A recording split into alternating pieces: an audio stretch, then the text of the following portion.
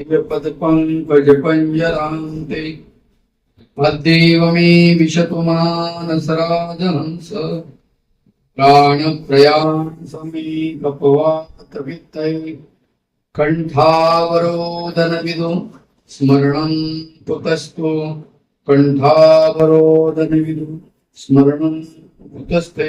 श्री गोपाल कृष्ण भगवान की जय।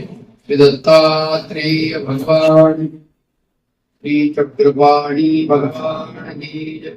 श्री गोविंद प्रभु भगवान की जय। सर्वज्ञ श्री चक्रधर भगवान की जय।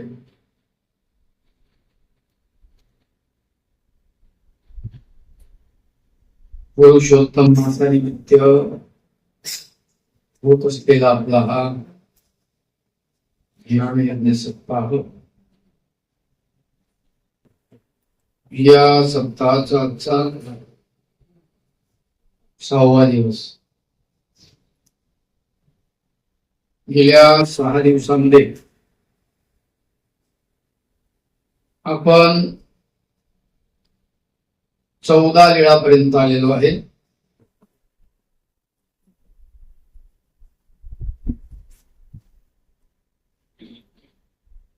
कामू अवतार कथन अशा प्रकारची लीळा आपण काल बघितली।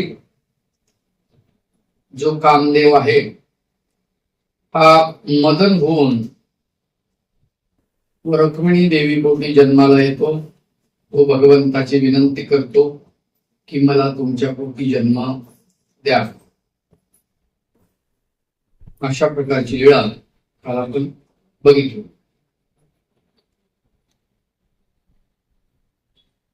एखादा वेळ बाईसे गोसावी असे अधीन करू पाहती। जीव स्वभाव आहे आणि या जीव स्वभावानुसार भक्त जरी झाला तरी भक्ताचे स्वभाव जे आहेत हे काही जात नाही। जोपर्यंत त्याचे स्वभाव आहेत टोकणे विरोखणे, काही स्वभावाची माणसाला गरज आहे पण काही स्वभाव माणसाला नकोय। तसं आवडी हा एक स्वभावच आहे। तसं एखाद्या माणसाला सेवा करण्याचा वाव असतो, सेवाभाव त्याचा स्वभाव असतो। त्या सेवाभावामुळे त्याचं कल्याण होतं म्हणून तो त्याच्यासाठी गरजेचा असतो। अशा प्रकारे बाईसाबद्दल स्वामी चक्रधर महाराज अनेक ठिकाणी बोलतात, म्हातारी तमाचा मोकाळा गा तमतम करते। तमाचा मोकाळा म्हणजे गाठोडं, तामस आहे। परी एकची निखे, एकच गोष्ट चांगली आहे तिची, कोणती? जे येणे विन गतीची नाही, आमच्या शिवाय तिला गतीचे नाही अशी तिची श्रद्धा आहे। देवाशिवाय माझं पायी चालणार नाही, तर ही गोष्ट तिची चांगली आहे। मग अशा वेळेस बऱ्याच वेळेस बाईसा देवाला नाही म्हणलं ते करायला बघते, कारण देवानं सांगितलं की बाईसा ते पुसा। मग आता बाईसा ते पुसा म्हणल्यावर तिला असं वाटतं सगळं मीच करणार। कधी कधी देवाची इच्छा नसते। एके ठिकाणी असं मडकं भर पीठ आहे आणि ते पीठ बाईसा घेऊन चालली दुसऱ्या गावाला जायचं। मला वाटते चांगदेव भट्ट की कोणीतरी बटिका हे पीठ घेऊन जाऊ आपण। आता देव म्हणतात बाई पुढे जोडेल, भेटून जाईल पुढे। हे ओझा आता कशाला इथंच राहू देते, नाजी उपयोगा येईल। बाई पुढे जोडेल, नाजी पुढे नाही जोडलं तर मग काय करायचं, उपयोग आहे. आता मनुष्याच्या स्वभावाच्या दृष्टिकोनातून तिचं योग्य आहे का? बऱ्याच वेळेला देवाना आडकीचा गहाण ठेवलेला 2 वेळेस तरी. या खोपडीला आडकीचा गहाण ठेवा म्हणले बाजारात, घेऊन या काय. जी वेचू नाही म्हणजे पैसे नाही वेचायचे, म्हणजे खर्च करायचे, ते वेचू नाही. पोपळ फोडणा घेऊन जा. काय म्हटले त्याला? पोपळ फोडणा. पोपळ म्हणजे सुपारी, आणि त्याला फोडणारा पोपळ फोडणा. बाईसाला माहितीये, म्हणून ती थोडा संग्रह करण्याचा प्रयत्न करते. पण कधी कधी देव नाही म्हणतात, तिने समजून घ्यायला पाहिजे, ती ऐकत नाही. ते मडकं भरून घेतलं, उचलायला सांगितलं, देव गेले, त्या मडक्याला अशी ठोकर मारल्यासारखं केलं, ते गेलं घरंगळत. उतारण घरंगळलं, फुटलं. पटकटवा देवा म्हणे, ते फोडून टाकलं म्हणे. ते म्हणलं तुम्हाला घेऊ नका, मी ऐकत नाही. आता फुटकं घेता की ना, सोडून दिलं. म्हणजे आग्रह असा बाई करत होत्या. बाईस तर देवाला अधीन करू पाहती, म्हणजे देवानं आपलं ऐकलं पाहिजे असं तिला वाटतं. देव म्हणतात, बाई सत्यभामा श्रीकृष्ण चक्रवर्ती ते अधीन करू म्हणती. सत्यभामा श्रीकृष्ण भगवंताला अधीन करू म्हणते. देवानं माझं ऐकलं पाहिजे, देवानं माझ्यावर प्रेम केलं पाहिजे, माझ्याच मला इथंच राहिलं पाहिजे, असं वाटतं तिला. आणि रुक्मिणी देवी श्रीकृष्ण चक्रवर्तीशी आधीना होती. आणि श्रीकृष्ण चक्रवर्तीला रुक्मिणी देवी आधीन होतात. देवा तुम्ही म्हणसाल ती पूर्व दिशा. काय रुक्मिणी म्हणते, तुम्ही म्हणसाल ती पूर्व दिशा, तुम्ही म्हणसाल तसं करू. आणि सत्यभामा म्हणते, मी म्हणून तसं देवान केलं पाहिजे. कोणाचं योग्य आहे? नाही. आपल्याला असंच वाटतं, आपण म्हणू ते देवाने केलं पाहिजे. देवाला कळतं का आपल्याला कळतं? देवाला कळतं. पण आपण असं समजतो आपल्यालाच कळतो, नाही का? देवा मला सुखाचं ठेव म्हणतो असं, मग देवाने ठेवावं का? सुखाचं ठेवावं का? आपल्याला तर वाटतं ना, देवाने आपल्याला सुखाचं ठेवावं म्हणजे दुःख येऊच नये. तुम्ही असं म्हणत आहात का, देवा रात्रच राहू दे, दिवस उगूच देऊ नको, असं तर म्हणत नाही ना. अर्थ तोच आहे.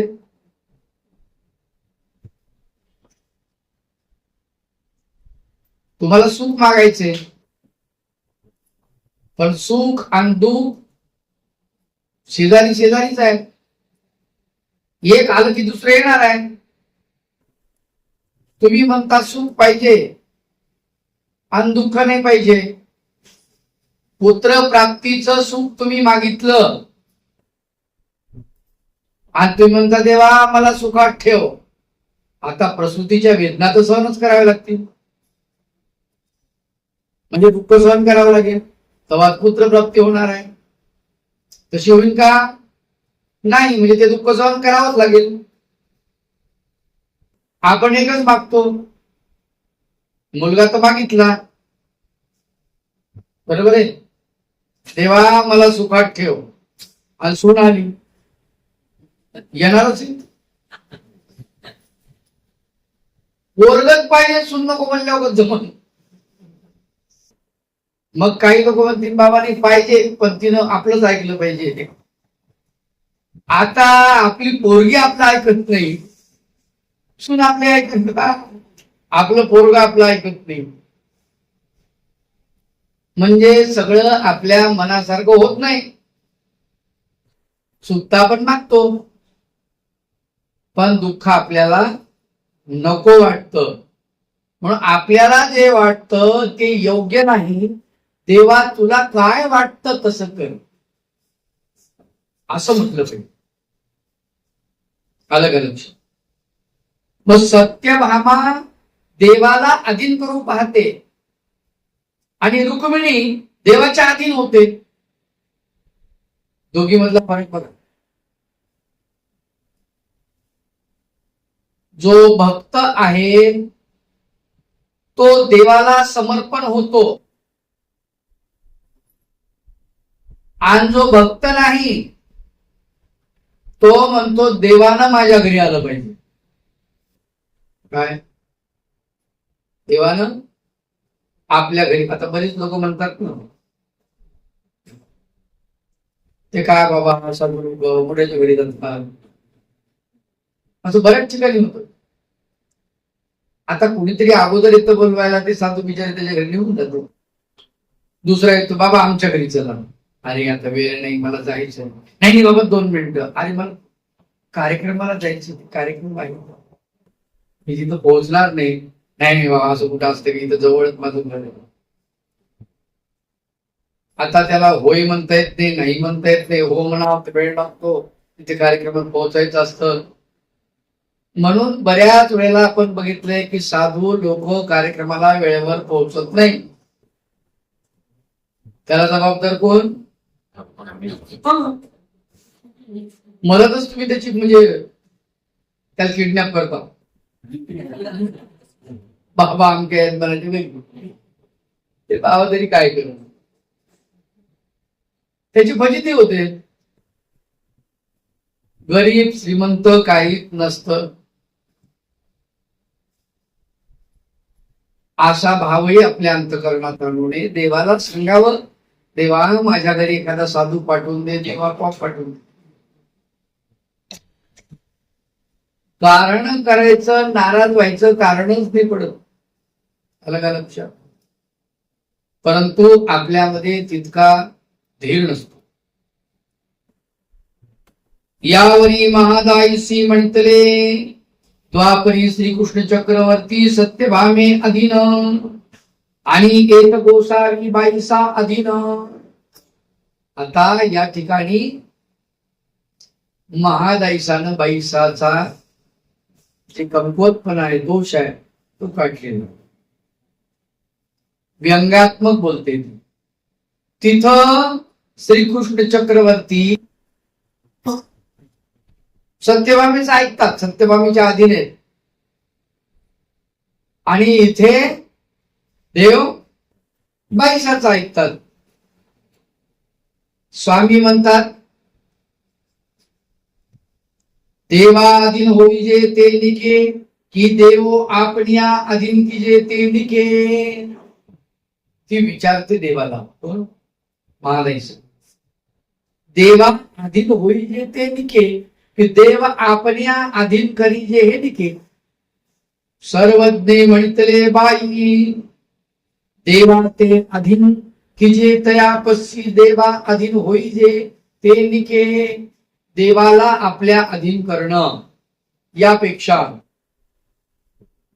आपण देवाच्या अधीन होणं हे निक आहे. निक म्हणजे बरोबर, निक म्हणजे चांगलं. आपण देवाच्या आज्ञेमध्ये असावं, देवानं आपल्या आज्ञेमध्ये राहावं अशी इच्छाही करू नये. देवानं आपल्या अधीन व्हावं असं आपल्याला वाटू नये. देव आपल्या काय नातीचा बैल आहे का? कधी वाटलं तेव्हा देवाला नाही. देवानं वेळ सांगितली, या वेळेला उठा माझं नाव घ्या. आपण कधी देवाला बोलवू, देव म्हणतील माझी वेळ नाहीये, तुम्ही मला बोलवायचे. माणसालाही असं आपल्याला वाटतं ना, कधीही बाबा किती वाजता कोणता बाबा आपल्या घरी आला, बाबा नाश्ता कर, नाही नाश्त्याची वेळ आहे का? बर नाही, थोडं दरा भाव घेऊ. मग दरा भाव नाश्त्यात नाही तर कशात? ते म्हणजे दरा बनव चिवडा शेव आहे आमच्याकडे खांद्याची शेव.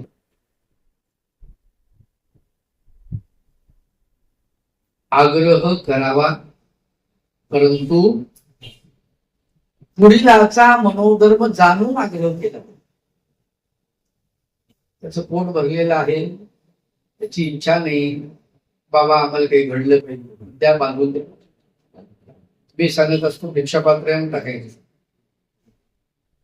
जेव्हा मला वाटेल तेव्हा सांग.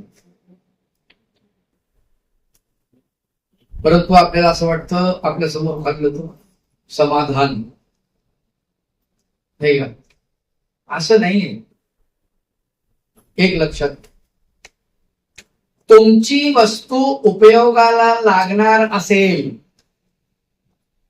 तर ती निश्चित लागणार आहे. तुम्ही दिल्यानंतर त्या वस्तूचा योग्य वापर होणार आहे. कदाचित ती वस्तू त्या साधूच्या उपयोगाला तर जाईलच, पण त्याच्या सोबत दुसरा साधू त्याला भेटेल आणि त्याच्याही उपयोगाला जाईल. आपण असं गृहीतच धरत नाही की ही अनेकांच्या उपयोगाला जाऊ शकते व असं डोक्यात आपल्या नसतं. पण आपला भाव जर तसा चांगला असेल त्या पद्धतीनं ते होऊ शकतं. म्हणून देवाच्या अधीन होणं हे निख आहे, बरोबर आहे. देवाला आपल्या अधीन करणं, आपल्या दावणीला बांधणं हे निक नाही, म्हणजे चांगलं नाही, हा त्याचा अर्थ. अरेवांतका सत्यलोका गमन. हा रेवांतक राजा आहे. त्रेतायुगामध्ये याची मुलगी जी होती रेवांतकी, उंच होते. त्या काळामध्ये अनेक लोकांमध्ये, अनेक बायामध्ये ती अशी उठून दिसत होती, उंच दिसत होती. त्याच्यामुळे काय झालं की तिचं लग्नच होत नव्हतं रेवांतकीचं. त्या राजाला असं वाटायचं की बाया मुलीचं लग्न होत नाही, काय करावं. खरं तर एखाद्या मुलीचं लग्न होत नसेल त्याबद्दल त्याची माता पिता किती काळजीमध्ये असतात हे त्या पित्यालाच माहिती, या मात्याला त्यांना किती काळजी असते. मग हा काय याने विचार केला, म्हटले ब्रह्मदेवानं हे असं पीस निर्माण केलं. त्या ब्रह्मदेवालाच विचारून त्याच्या फॅक्टरीतून असले पीस कसं काय आलं. गेला ब्रह्मदेवाकडे विचारायसाठी. तिथे रेवांतको सत्यलोका गेला. ब्रह्मे आते रेवांतकीशी वर पुसावया. तैत्रेत होते त्यावेळेला, तिथे त्रेतायुग चालू होतं त्यावेळेस तो गेला होता. तै ब्रह्म्याचा ठाई पेखणी होत होते. पेखणी म्हणजे नृत्य. पेखणं म्हणजे काय? नृत्य. तिथे नृत्य चालू होतं ब्रह्मदेवाच्या ठिकाणी सत्यलोकामध्ये. आणि ब्रह्मदेव ते पाहत होते.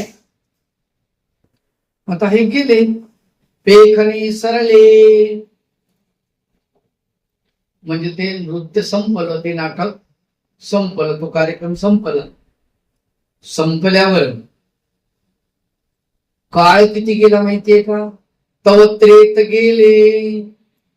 त्रेतायुग संपलं आणि पुढे द्वापार निघाले. द्वापार हे निघालं नाही, निघायच्या तयारीमध्ये आलं. जे शेवटच्या टप्प्यामध्ये 8व्या लक्षात द्वापार आलं. म्हणजे हा 8 लक्ष वर्षाचा काळ जवळजवळ गेला आणि तो त्रेतायुगाचा काय काळ असेल तोही गेला. मग तेनी ब्रह्म्या ते कुशिले रेवांतकीये वरू कोण. ब्रह्मेणी म्हणितले द्वापारीचा निघावा झाला. आणि ब्रह्म्यानं म्हटलं येड्या आल्या आल्या विचारायचं ना. बसलं नाटक पाहत. त्याला नाटक संपल्यावर बघू. वेळ निघून गेला. कारण सत्यलोकामधला जो वेळ आणि इथला पृथ्वीवरचा वेळ याच्यात फरक पडला. हा त्या कक्षामध्ये गेल्यावर याचं वय धरून पकडलं. तिथल्या मर्यादेत ते वय आलं आणि मग एवढे काळ भरपूर सरकून निघलं. ते म्हणे द्वापार निघायची वेळ आलेली आहे. जा म्हटले आता तिथे खाली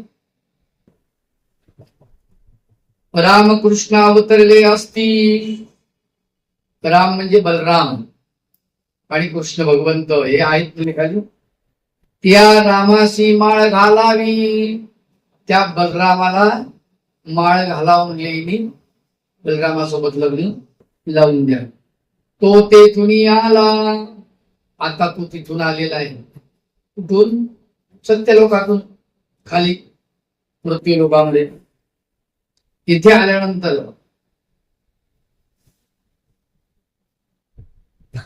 द्वापारीचा अंती रामकृष्ण अवतरले. तेवेळी साते पवळे उंबर्याची परी ओलांडुनी रेवांतकीशी घेऊन आला.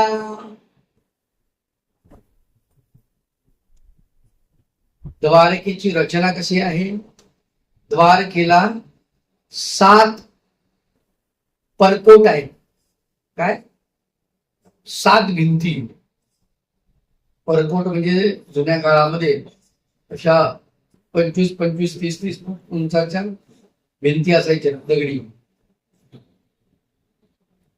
संरक्षण म्हणून. त्या द्वारकेला 7 संरक्षण भिंती आहेत.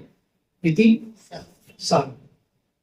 प्रत्येक संरक्षण भिंतीच्या आतमध्ये पाण्याचा खंदक आहे. त्यात पाणी. हे शत्रू आतमध्ये यायचा काही प्रश्नच नाही. दरवाजामधूनच त्याला यावं लागेल. आलं असे इकून तिकून इथं यायचं काम नाही. आता कसे आले माहितीये?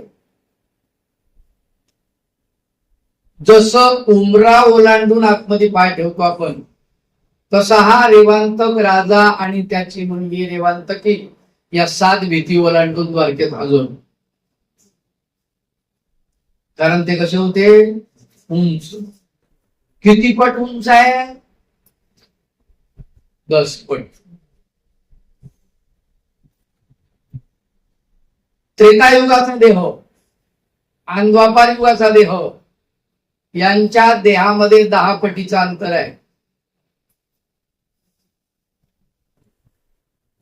आपला देह आणि द्वापारयुगीचा देह 10 पटीचा अंतर आहे. आपण 6 फूट असू तर द्वापारयुगाचे 60 फूट. बरोबर? सायंदाई 60 आणि द्वापारयुगीचे जर 60 फूट असतील तर त्रेतायुगाचे 600 फूट उंच. बरोबर? भिंती ओलांडून जायला काय अडचण आहे का? काहीच नाही. त्या भिंती ओलांडून आले. कसे आले? उमरा ओलांडावा असे आलेले आहे.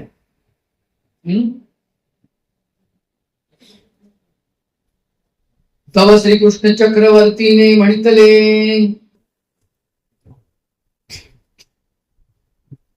वहिनीसे दादोसा माळू घालू येतात. वहिनी येत आहेत म्हटले दादा तुम्हाला माळ घालण्यासाठी. दादोसा म्हणजे दादा. दादा तुम्हाला माळ घालायला वहिनी येत आहे. ती 1 पांडे 7 पोळी ओलांडुनी येतील. एक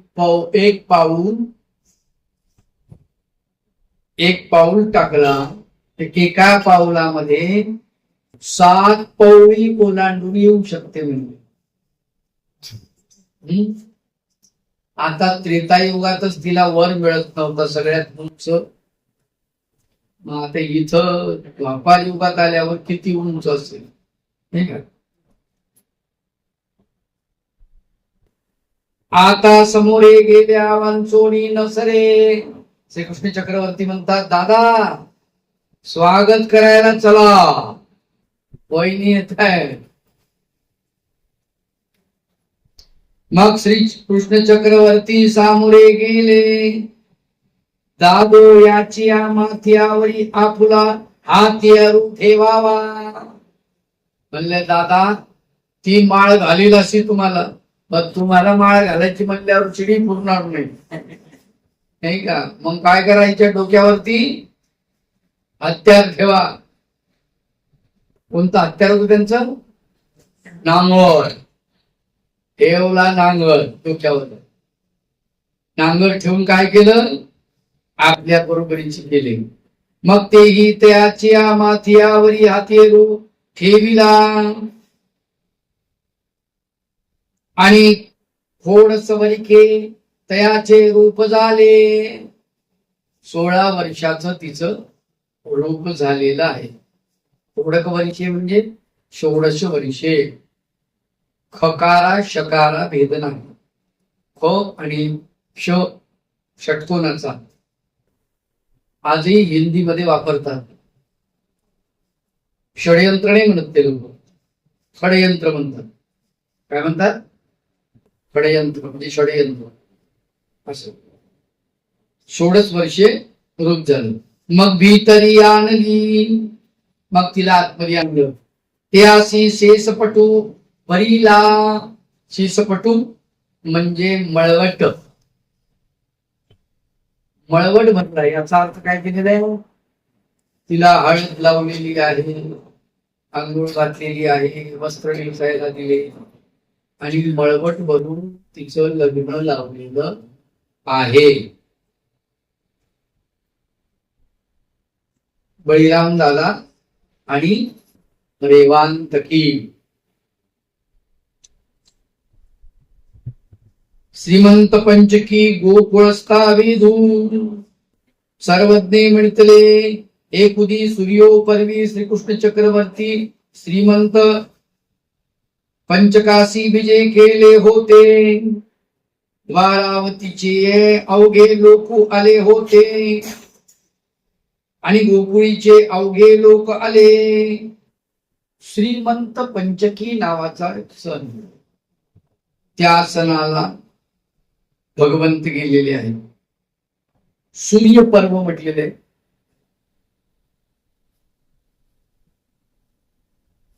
आणि तिकडून गोकुळचे लोकही आलेले आहेत. इकडून भगवंत गेलेले आहेत. गोकुळचे अवघे लोक आले म्हणतात असं वर्णन आहे. अन्नदान भोजने झाल्यानंतरे श्रीकृष्ण चक्रवर्ती ते आपसी विजय केले. त्यांच्या पाशी भगवंत गेलेले आहेत. गोकुळच्या मंडळीकडे नंद आणि अवघे गवळी सावमे आले. नंद बाबा आणि बाकीची गवळी मंडळी जी आहे ते समोर आलेली आहेत देवाच्या भेटीला. दंडवते घातली श्रीचरणा लागली. दंडवत घातले देवाला. श्रीचरणावरती मस्तक ठेवलेला आहे. गोपिका जैश्या काही तैस्याची. आणि गोपिका मात्र जशा काही तशाच, त्या काही समोर येत नाही. येत नाहीत गोपिका समोर. खर तर गोपिका यायला पाहिजे, त्यांना आनंद व्हायला पाहिजे भगवंत भेटले. पण गोपिका येत नाहीत याचा अर्थ त्या रुसल्या. काय झाले? आम्हाला सोडून गेले, परत आमच्याकडे बघितलंच नाही. आणि पाहिल्यावर माणूस रुसतो. पावसाची लीळा माहिती. गोसावी सावमे येतात आणि पावसात तिकडे थोडं उभी करून येता येतात. इकडे यायला ते देव म्हणले आता औसाला समोर जाऊ आपण भेटायला. आणि जवळ गेले दिसले तिकडे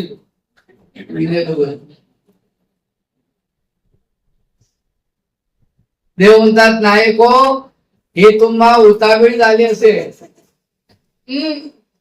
मी नाही.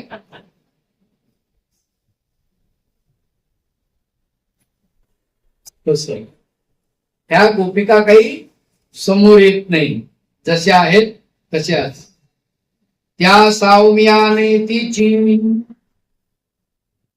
त्यावेळी श्रीकृष्ण चक्रवर्तीचे निवियोगे दग्धली अंतःकरणे. श्रीकृष्ण भगवंतानी त्यांना वियोग दिल्यामुळे त्यांची अंतःकरण जी जळाली आहेत, दग्धली म्हणजे जळाली, पोळली, त्याच्या वेदना त्यांना झाल्या. त्या वेदनाचेनी तो दग्धून फिटेची, तो जाळ जो आहे, त्या वेदना ज्या आहेत त्या वेदना काही कमी झाल्या नाही त्यांच्या. त्याच्यामुळे भगवंत भेटतायत तरी त्या भगवंताला भेटत नाही. त्यावेळी श्रीकृष्ण चक्रवर्तीने त्यासी चारी घडियापर्यंत चैतन्य विद्या संचरली. चैतन्य विद्या दिलेली आहे त्यांना. काय दिलेली आहे? चैतन्य विद्या म्हणजे मायेची विद्या दिली. किती वेळ? 4 घडिया. अंदाजे किती? कोणाला सांगता येईल? 1 घडी किती मिनिटाची असते? 24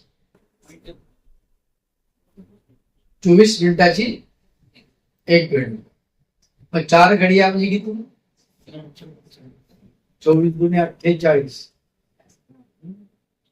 आणि 48 दुनी 96 म्हणजे किती तास झाले? 60 मिनिटाचा 1 तास.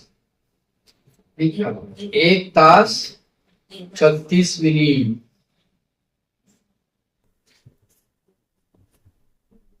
किती वेळ झोपायला सांगितलं मग देवानी? ते 4ची घडिया किगा म्हणजे किती झोपायचंय? 1 तास 36 मिनिटात झोप होते.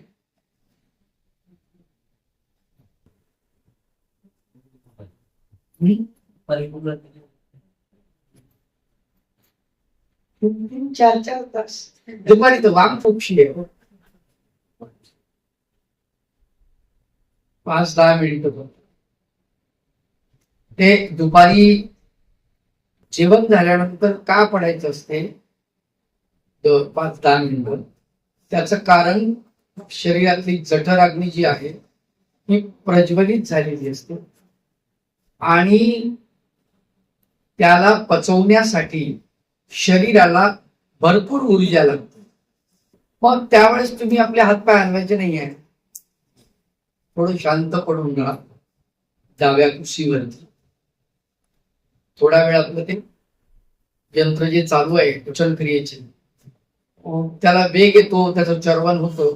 जसं तुम्ही एवढा मोठा घास टाकला त्यामध्ये मिक्सर मध्ये बटन दाबलं अगोदर जोरात भलतं जोरात आटकतो. थोड्या वेळात म्हणजे आता ते व्यवस्थित ते गुरगुर गुरगुर झालं की उठायचे. म्हणजे आता लोड कमी झालं. मग आता उठा, बाकी काम करा, अडचण नाही.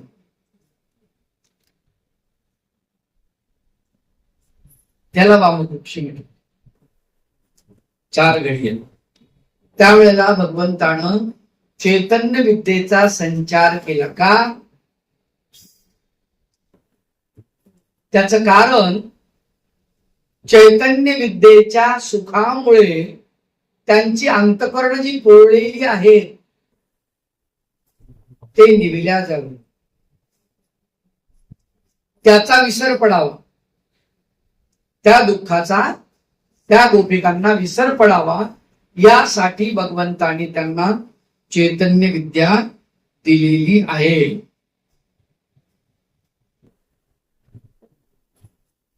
मग निवाली, आणि मग त्यांची अंतःकरण निवलेली आहे. मग मागोती हरिली, आणि पुन्हा चैतन्य विद्या भगवंतानं काढून घेतली. का? पुन्हा त्यांच्या अंतःकरणात भगवंताविषयी प्रेम असावं, विद्येचा प्रभाव नसावा. तेवळी महागाईसी पुछले जी जी, तयासी काही झाले. सर्वज्ञे म्हणतले बाई, तयासी महंत श्रेयासी झाली.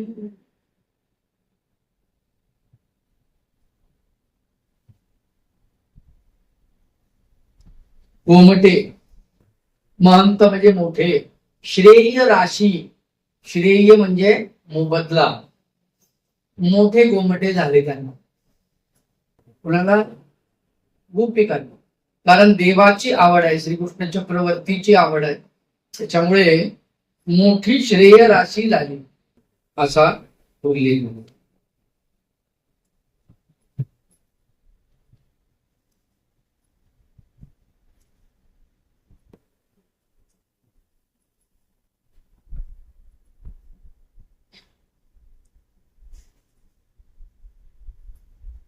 एक मिनिट.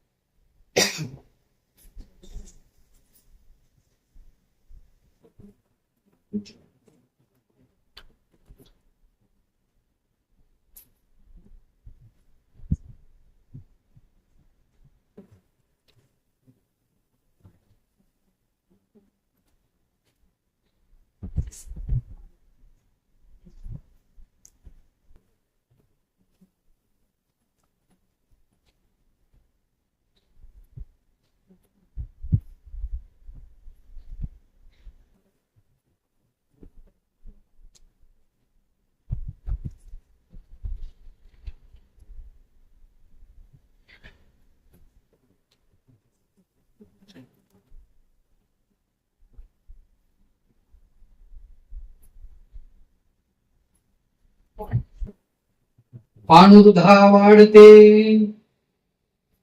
सर्वज्ञे म्हणतले अनुरुधासी वाढते झाले. तेवळी रुक्मिणीची या दासी, साळंकृता सुवासा देह दिव्यमाना.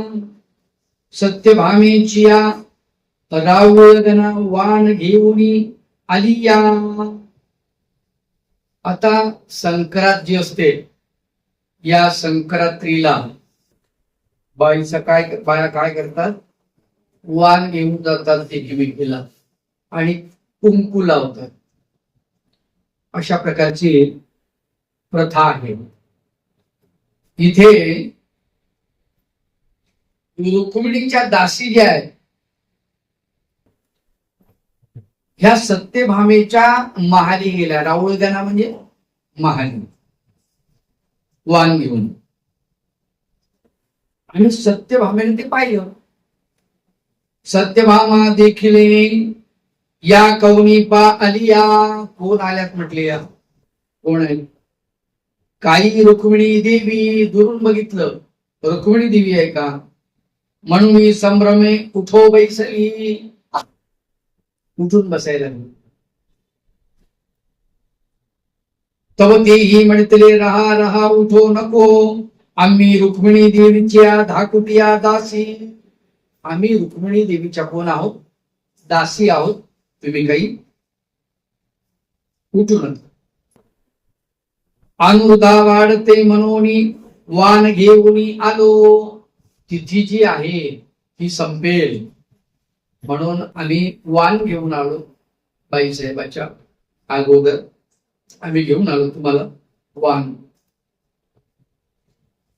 एक केनी सत्यभामा खूप शोभली. आणि सत्यभामेला राग आला. माझ्या घरी वाण घेऊन कोण आलं? दासींना पाठवलं. कुणी यायला पाहिजे होतं? सत्यभामेनं. कोण कोणाच्या घरी जात असते?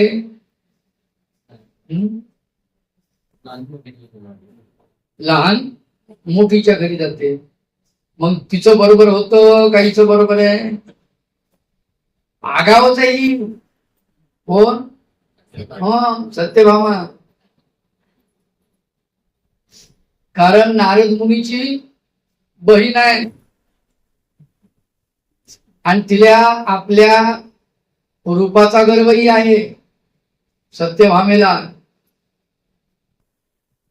बर, देवावर माझंच जास्त प्रेम आहे. आपण म्हणतो ना जास्त शहाणी आहे, तशी जास्त शहाणी आहे सत्यभामा. दुसऱ्याचं काहीच तिला बरं नाही वाटत. माझं बरोबर आहे आणि मीच बरोबर आहे असं बऱ्याच लोकांना वाटत असत. जगातले सगळे मूर्ख आहेत आणि आपणच एक शहाणे आहोत असा एक संभ्रम अनेक लोकांना असतो. त्यातली सत्यभामा. मग तिला राग आला. वाण घेतले आणि तैशी चिनी जे. वाण घेतले आणि झोपली. मात्र झोपली कशासाठी? काय कारण आहे? देव आले त्यांच्यापाशी काय करायचं? कारण देवाला हे सांगायचं यासाठी. तव श्रीकृष्ण त्या गेलिया. तव श्रीकृष्ण चक्रवर्ती विजय केले. श्रीकृष्ण भगवंत गेलेले. तीही सत्यभामी ती पुसेले.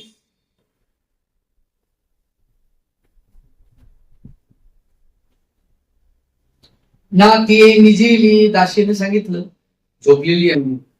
श्रीकृष्ण चक्रवर्ती म्हणते सत्यभामे सत्यभामे. मग आता ते मंचकावरून काय म्हणते? काय उठायचं नसलं म्हणजे आवाजात आर्द्रता असते. ढगामध्ये आर्द्रता आहे, आपल्याला गरमी होत आहे तशी आवाजात सुद्धा आर्द्रता असते. देवाला आवाज दिल्यानंतर का निजले बा तुम्ही? काय कारण आहे? एक लेनी ती उठली उठली आणि म्हणितले काय म्हणते? मज गोसावी ऐसे म्हणितले जे तुम्ही आम्हासी पडिया. तुम्ही मला काय म्हटलं होतं? तुम्ही आमचे आवडते आहात. काय म्हटलं देवानं सत्यभामेला? सत्यभामे तू माझी आवडती आहेस असं म्हटलं होतं. मग माझी मला आवडती म्हणल्यावर तिच्याकडे ह्या एवढ्या सुंदर दासी कुठून आल्या?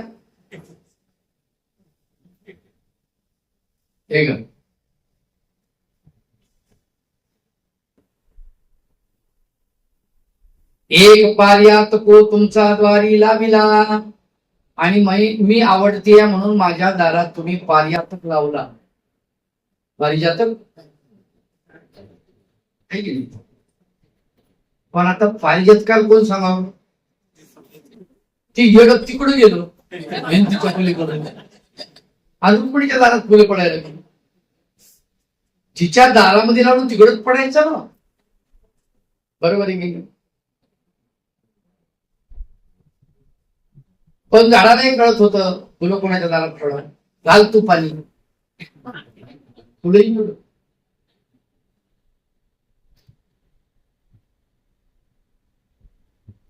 कठीण असते.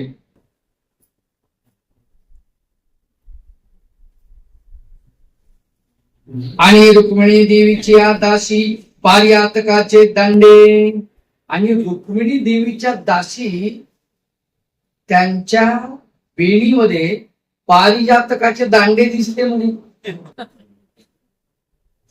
फुलं उचलेले हे कसे काय? पारिजातक तर माझ्याच दरवाज्यामध्ये आहे, मग तिकडं फुलं कसे काय? नाही का?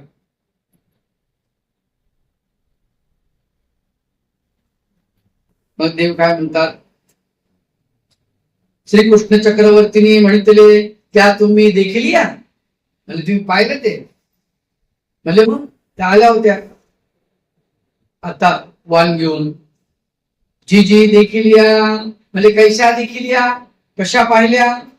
जी जी साळंकृता सुवासा दिव्यमाना, 3 शब्द आले. साळंकृता म्हणजे अलंकार युक्त, साळंकृता म्हणजे अलंकार, भरजरी अलंकार आहेत, अमूल्य दिव्य अलंकार आहेत त्यांच्यावर. अजून सुवासा, त्यांच्या अंगाला काय सुवास आहे. द्रौपदी बद्दलही बोलल्या जातं. द्रौपदी कशी आहे? स्वांग सुगंधा, च्या अंगाला सुगंध आहे. स्वांग म्हणजे स्वतः अंगामध्येच तो सुगंध आहे. द्रौपदी स्वांग सुगंधा, आपण परांग सुगंधा. लाव लागतं ना वरून, ते परांग. स्वांग म्हणजे आतून, आपल्याला वरून. म्हणजे थोडा वेळ बरं दिसतं, गरमीत घाम आला की पुन्हा उजड दुर्गंध, थोडा वेळ सुगंध, थोडा वेळ बरं वाटतं. नंतर ती लेपन लावलं त्याचा आणि आपल्या घामाचा अधिक मिक्स होतो, छान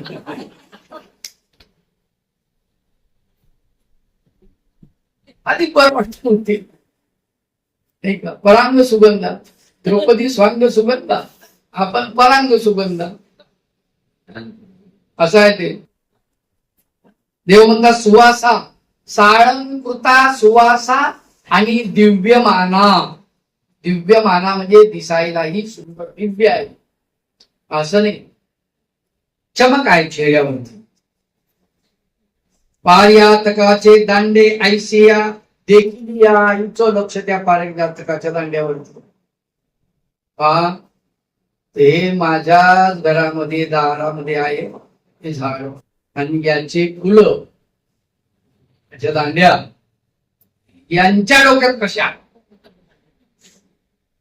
इकडचे फुलं तिकडे गेले कधी, असं तिला म्हणायचं. श्रीकृष्ण चक्रवर्ती म्हणतली तिया न देखती की, त्या दिसत नाही म्हणल्या अशा. तुम्हाला दिसल्या कशा? नाही का? तिया न देखती की, तिया काही दासी, त्या काही दासी आहेत का म्हटले? देव म्हणतात त्या दासी नाही आहेत. तव सत्य भामा म्हणतले जी जी तरी तिया कवनी, म्हणजे मग त्या कोण आहेत? दासी नाही तर. त्यावेळी श्रीकृष्ण चक्रवर्ती म्हणतले तिया अष्टमहासिद्धी, त्या कोण होत्या? अष्टमहासिद्धी होत्या. तुम्हाला वळायला आल्या, वाण द्यायला आल्या म्हणले रुक्मिणीकडून, तुम्हाला वाण देण्यासाठी.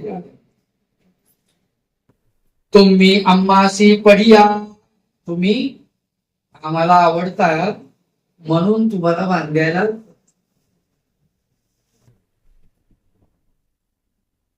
बघा, जो देवाला आवडतो, काय?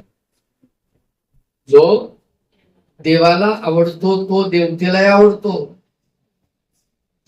यथा मार्तंडा, बाई सामान्य आमचा मार्तंडा रिताच राहिला. देव म्हणजे बाई रिता काऊन? जाय रे तिथं बस दिवसभर, बोलू नको, काय बोलायचं नाही. बसलं ते खाली. 45 नाही 45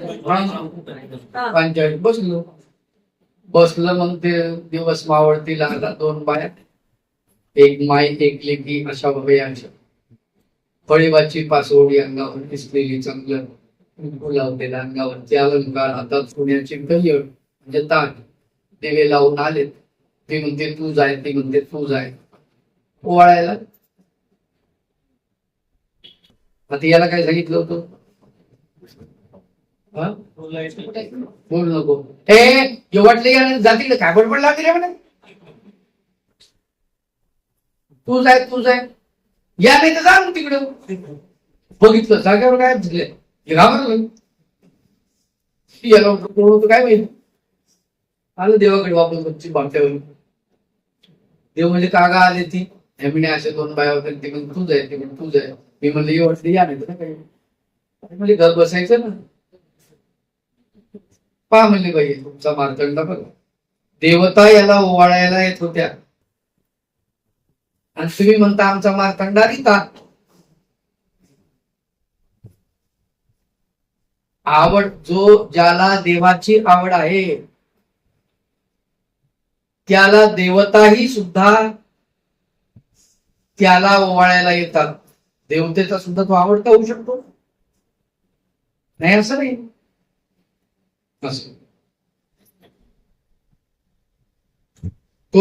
तुम्ही आम्हासी पडिया म्हणून एको पार्यातको तुमचा दारी लाविला. तुम्ही आमच्या आवडते म्हणून एक पार्यातक तुमच्या दारी लावलेला आहे. म्हणजे आम्ही ते अशी पडियो आणि त्यांना आम्ही आवडतो. कुणाला? अष्टमासिद्धी म्हणून अष्टमहासिद्धी दासी होऊन ओळखती. अष्टमहासिद्धी आम्ही रुक्मिणीला आवडत नाही, रुक्मिणी आम्हाला आवडत नाही, रुक्मिणीला आम्ही आवडतो. आलं का लक्षात? आमचं तुमच्यावरती प्रेम आहे, तुमचं आमच्यावर आहे का नाही माहित नाही. म्हणते रुक्मिणीचं आमच्यावर प्रेम नसलं तरी तिचं मात्र आमच्यावर आहे, म्हणून त्या अष्टमहासिद्धी आम्हाला ओवाळाय. तर तुम्हाला ओवाळायला आल्या, कारण आमचं तुमच्यावरती प्रेम आहे म्हणून आहे. एवढं परमेश्वराच्या आवडीची विशेषता देवता राखत असतात.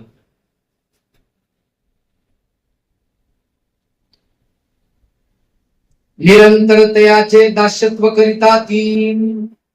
कोणाचे दास्यत्व करतात? त्या अष्टमहासिद्धी रुक्मिणीचे, म्हणून त्या तुम्हाला ओवाळायला. त्या दासी नाही आहे, त्या देवता आहे.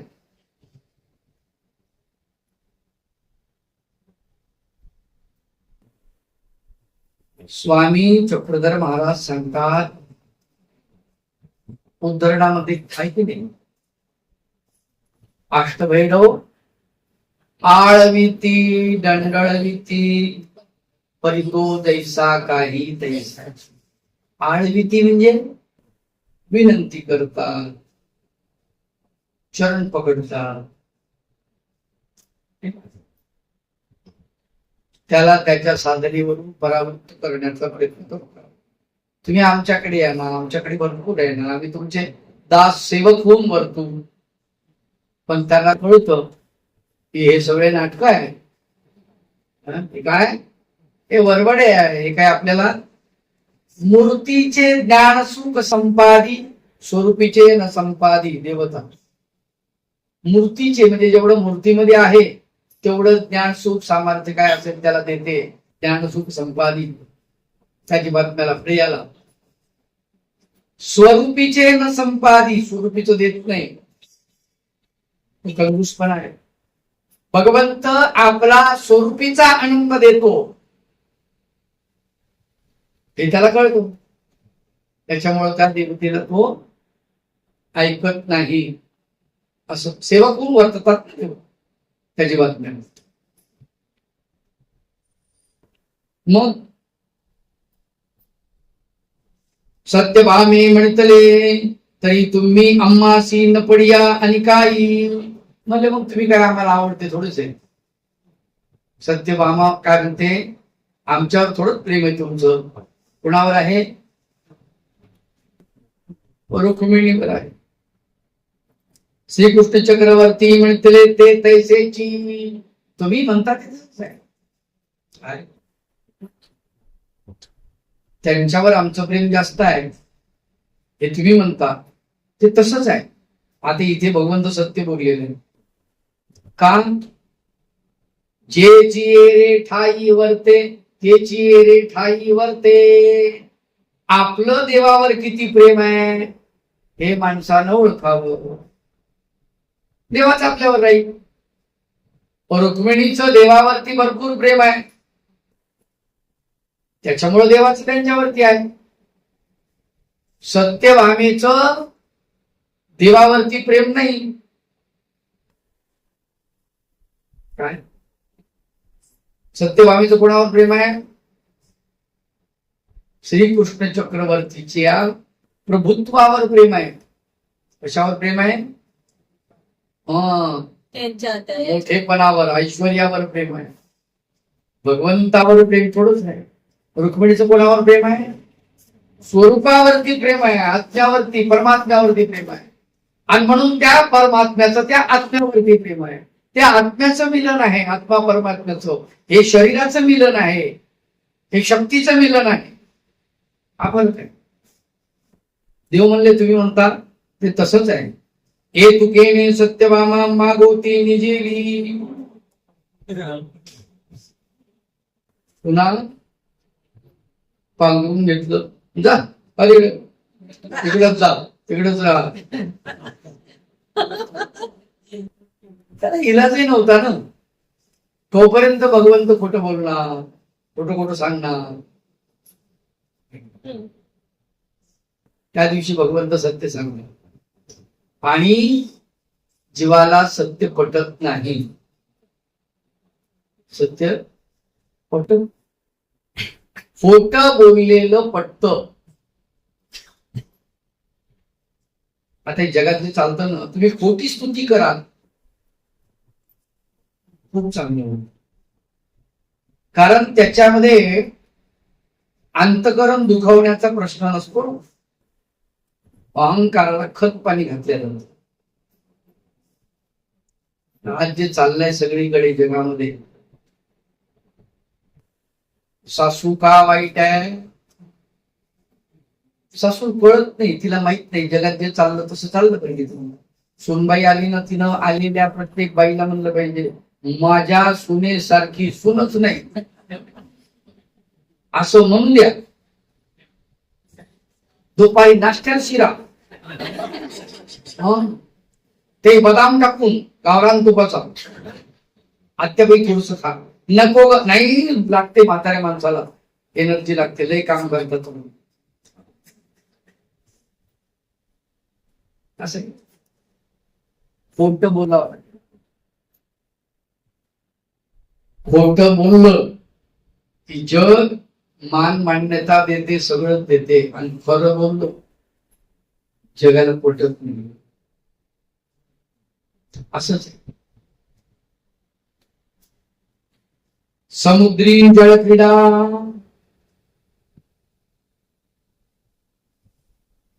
सर्वज्ञ म्हणतले एकुदी श्रीकृष्ण चक्रवर्ती समुद्रांतून विजय केले. तेथ जलक्रीडा करीत होते.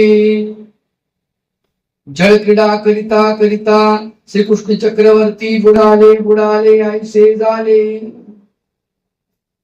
गावीचे अवघे लोक आले, ते दुःख करू लागले.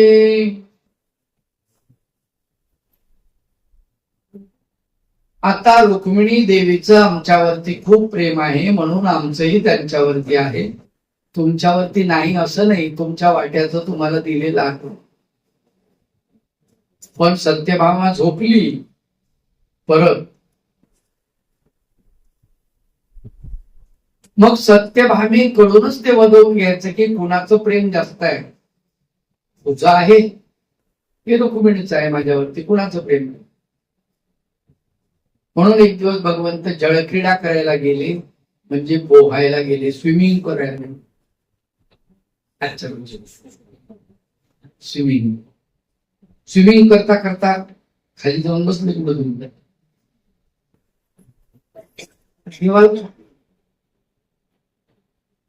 पाण्याच्या बाहेर आले नाही, लोक लागले ना आरडायला, श्रीकृष्ण बुडाले, श्रीकृष्ण बुडाले, जिकडे तिकडे असं जात.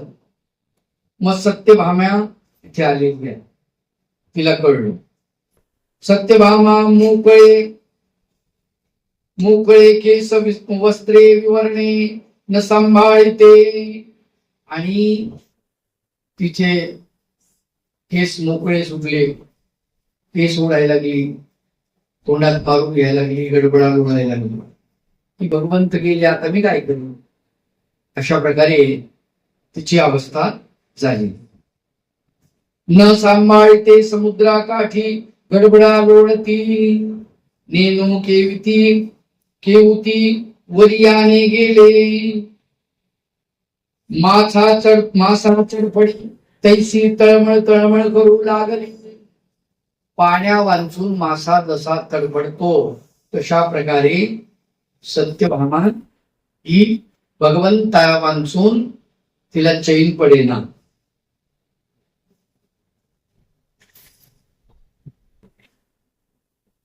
त्यावेळी रुक्मिणी देवी हाती आरिसा घेऊन श्रृंगारो करीत होती, आणि भगवंत आले. भगवंताने ते बघितलं, देवानं पाहिलं. तिला म्हणतात, तुमची अशी अवस्था आहे. मग म्हटले, माझं तुमच्यावर खूप प्रेम आहे, तुम्हाला पटत नाही. तुमची जर अशी अवस्था रुक्मिणीची कशी असेल, तुम्हाला तिचंच पडलं, माझं काहीच नाही. देव म्हणतात, चला जाऊ. गेले. ही आपली समोर असं आरसा ठेवले ना, आणि आरशात बघून अशी कुंकू लावले, असे डोळे लागले आरशात पाहते. श्रीकृष्णाच्या प्रवृत्ती सत्यभामाला बोलत नाही. बघा बघा बघा, पैशात कुंकू लावतात, भांडली नाही, तुमचं काय झालं.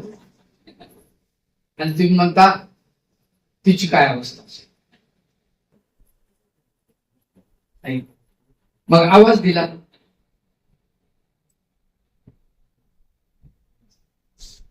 आवाज दिला, रुक्मिणी रुक्मिणी रुक्मिणी. कानाजवळ जाऊन देवानी दीर्घ स्वरे हात दिली. त्यावेळेला कुठेतरी प्राण देवता काय प्राणोत्क्रमण झालं, प्राण निघून गेले, खोड वळलेलं होत. धक्का लावलाय, बाईसाहेब बाईसाहेब म्हणून तिनं कोणी सत्यभामेनं उठली नाही, खाली पडली. मग घाबरली. मग देवाना आवाज दिल्यानंतर भगवंत उठली, ती उठलेली आहे. ऐसे म्हणून श्रीकृष्ण चक्रवर्ती सत्यभामेचा हातो धरून रुक्मिणी देवीची आवारासी विजय केले. तव ते तैसीची बैसरी देखिली, बसलेली पाहिली कुंकू लावत कपाळाला. तव श्रीकृष्ण चक्रवर्ती म्हणतले, रुक्मिणी रुक्मिणी तव कवनी बोलावे. कोण बोलणार, तिथे कोणीच नाही त्या देहामध्ये. तव श्रीकृष्ण चक्रवर्ती म्हणतले, जीची गावीची या लोकाशी ओढा बोर्डाशी झाले, तेची तुम्हाशी झाले. आणि तिथे देवानं दाखवून दिलं, गावातल्या लोकांना जे झालं दुःख, ओढ बोरोड म्हणजे सर्वसामान्य माणसं. श्रीकृष्ण भगवंत गेले, वा श्रीकृष्ण भगवंत त्यांनी कपाळ झोडलं, त्यांनी गाल झोडले, त्यांनी केस तोडले, ते गडबडा लोळायला लागले. तुम्हाला तेच झालं. त्यांच्या बरोबरीनं म्हणजे त्यांना आम्ही जितके आवडते आहोत तितकेच तुम्हाला आवडत. पण रुक्मिणी देवीची अवस्था तशी नाही हे भगवंत दाखवून दिले. तुम्हाशी दारे पडियाओ काही ऐसा, पडियाव म्हणजे आवड काही अशी असते, प्रेम काही असं असतं. पडियाव तो ऐसा की, रुक्मिणी देवीकडे हात दाखवून देव म्हणतात पडियाव जो आहे, प्रेम जे आहे ते असं असायला पाहिजे त्याच्यासारखं. म्हणून मी ऐसा अनुकारू दाखविला, ऐसे श्रीकृष्ण चक्रवर्ती कानापासी उभे टाकुनी थोर शब्दे रुक्मिणी रुक्मिणी म्हणितले. शब्दापशी शब्द थोर, पहिल्या शब्दापेक्षा दुसरा शब्द मोठ्याने भगवंत उच्चारतात. आणि तिसरीनी शब्दे उठली, तिसऱ्या शब्दाने ती उठलेली आहे. मग श्वास घालून म्हणतले, श्वास घेतला सोडला भगवंते चिंची. गोसाविके विजय केले होते, कुठे गेले म्हणे देवात. म्हणजे भगवंत गेले ही वार्ता ऐकली, कानावर पडली की रुक्मिणी देवीचा प्राण गेला. एकाचे ऐकत खेओ जाये, रुक्मिणी देवी ऐकता क्षणी प्राण जातो, देव गेले म्हणजे. एकावस्था प्रगटे, माधवा भक्त अवस्था प्रगट. एक उपाय करुणी धाडी, भगवंत गेले असं कळलं आणि बाईसानी आपला देह पाण्यामध्ये वृद्धासंगमी टाकला, देह सोडून दिला, देहाचा त्याग केला. अशा सत्यभामा म्हणतले जी जी गोसावी त्यासी चिपणी ती. ती दिवणी सत्यभामा औसे रुक्मिणी औसा ते मानते. आणि सत्यभामा जी आहे रुक्मिणी देवीला त्या दिवसापासून मानते की नाही तुमचा अधिकार मोठा आहे, तुम्ही देवाचे थोर आवडते आहात, आम्ही एवढे नाही, तुम्ही आहात. तुम्ही देवाची थोर भक्ती करता, आमच्याकडे इतकी होत नाही. हे सत्यभामेनं तेव्हा ते ओळखलेलं आहे. तोपर्यंत ती भ्रमामध्येच आहे, तोपर्यंत तिला ते माहित नाही. अराधसुई अग्रपूजा स्वीकारू.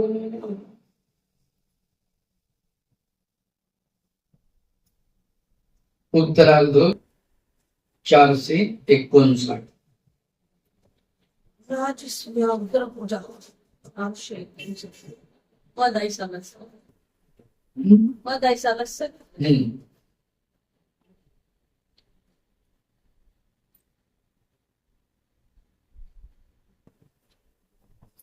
पैठणला भगवंताचा मुक्काम आहे.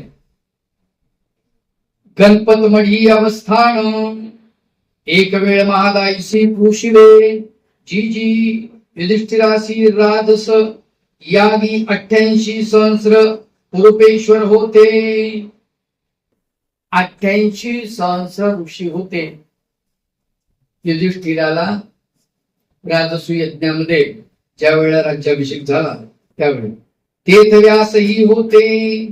तेने 18 पुराणे 4 वेद केले. 18 पुराण 4 वेद 6 शास्त्र त्या काळामध्ये ते 4 वेदाचा संकलन त्यांनी केलं असं सांगितलं कुणी व्यासाने. आणि पुराणाचे प्रत्येक आहेत 18 पुराणाचे. पुराण 18 मुख्य पुराण आहे आणि बाकी काही उपपुराण आहेत. त्याचा एक श्लोक आहे, मद्वयम पद्वयम चैव पत्रयम व चतुष्टय नाली पागणी गुगस्कंदी पुराण आणि दशष्टक. त्याच्यामध्ये ते 18 पुराणाचे नाव आहे. द्वयम म चे 2 मत्स्य पुराण, मार्कंडेय पुराण. मार्कंडेय म्हणजे सूर्य. भद्वयम भविष्य पुराण, भागवत पुराण. त्रयम ब्रह्मांड पुराण, ब्रह्म पुराण, ब्रह्म वैवर्त पुराण. त्रयम व चतुष्टय, व चे 4 वामन पुराण, वराह पुराण,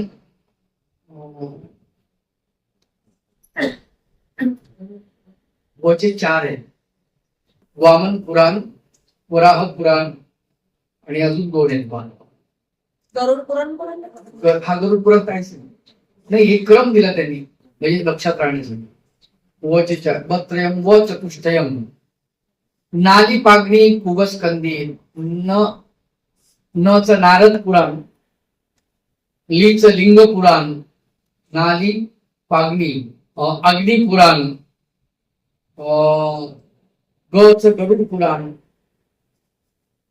पूर्म पुराण, गरुड पुराण, स्कंद पुराण असे पुराण आणि दशाष्टका म्हणजे 18 पुराण असे आलेले आहेत. तर त्याचा कर्ता भागवत पुराण त्याच्यामध्ये आहे. त्या आवड्या ते सांडुनी सुखदेवासी अग्रपूजा करू आदरणी होती ते कापा. या सगळ्यांना 88,000 ऋषी आहेत. किती आहेत? 88,000. थोडे तिडके नाही. श्रीकृष्ण भगवंताच्या काळामध्ये हे 88,000 ऋषी सगळे ऋषी म्हणजे जवळजवळ वेगवेगळ्या विषयाचे जाणकार होते. हे शास्त्रज्ञ होते. जसं कणाद ऋषी आहे, यांनी कण वेचून खाल्ले. लोक त्यांना वेड्यात काढत होते, पण आज विदेशात सुद्धा कणाद ऋषीचं नाव आदरानं घेतल्या जातं. कारण कणाद ऋषींनी कणामध्ये प्रचंड ऊर्जा आहे असं सिद्ध केलं आणि म्हणून त्यांना कणाद ऋषी असं म्हणून. तसे सगळे ऋषी होते, ते शास्त्रज्ञ होते. अनेक शास्त्राचा अभ्यास त्यांनी केलेला होता आणि त्या शास्त्राला त्यांनी डेव्हलप केलं. जसं भविष्य आहे, या ज्योतिष्यामध्ये भविष्य म्हणजे आपण जे पाहतो भविष्य असं नाही. पृथ्वीवरती ज्या ज्या घडामोडी होतात त्या सर्व घडामोडीचं भविष्य हे चिंतन ते अगोदर सांगत. 5,000 वर्षापासून त्याच्यापूर्वी भारतामध्ये वर्षाच्या अगोदरच कधी ग्रहण लागणार आहे हे सांगितलं जायचं. जगामध्ये कोणाला काही कळत नव्हतं त्यावेळेस, कुठल्या शास्त्रज्ञांनी. ते भारतातल्या या लोकांना कळलं. कोणती तिथी कधी लागते, कोणती तिथीचं संक्रमण कधी होतं, चंद्रग्रहण कधी आहे, सूर्यग्रहण कधी आहे, अशा अनेक घटना जी आहेत याला भविष्य म्हणते. याचं वर्णन त्याच्यामध्ये आलेलं आहे. म्हणून हे ऋषी फार हुशार होते, गणितज्ञ होते, खगोलतज्ञ होते, भूगोलतज्ञ होते, रसायनशास्त्राचा अभ्यास होता, जीवशास्त्राचा अभ्यास होता. प्लास्टिक सर्जरी भारतातून विदेशात गेलेली आहे.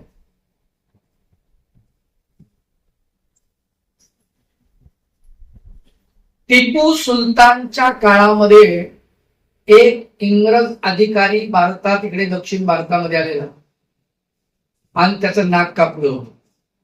काय कापलं होतं? नाक. तर तो त्याच्या चरित्रामध्ये तो लिखाण करतो, संस्करणामध्ये स्वतः चरित्र लिहिलं त्यांनी. त्याच्यात त्यांनी लिहिलं, एका खेड्यामध्ये माझ्या नाकावरती सर्जरी झाली. म्हणजे खेड्या पाड्यामध्ये त्या काळात सर्जन होते. त्याचा विचार कर. आणि तो म्हणतो माझं नाक आता उठून ते का उठलेलं आहे ते नाही, सर्जरी झाली. म्हणजे इतका प्रगत होता. फक्त हे सीमित होतं. सगळ्या लोकांना त्याची चिकित्सा माहीत नव्हती. डोळ्याचे ऑपरेशन वगैरे वगैरे या गोष्टी ज्या होत होत्या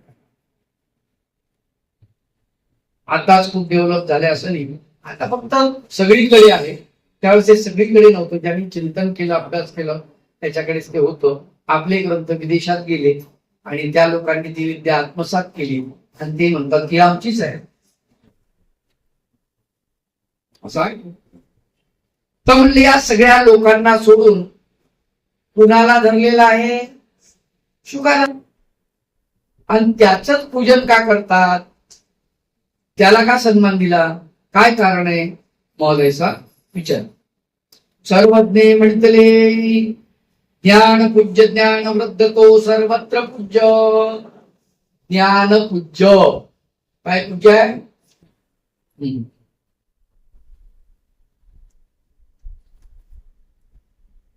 आपण साधूची पूजा करतो. कशामुळे? नातेवाईक आहेत, जावई आहे, पाहुणे, काहीच नाही. जातीचे ज्ञान, ज्ञान पूज्य म्हणून आपल्याला कपाळ दिलेलं आहे. जेवढं इथं खेळायचं तेवढं खेळा त्या मैदानावर. बरोबर.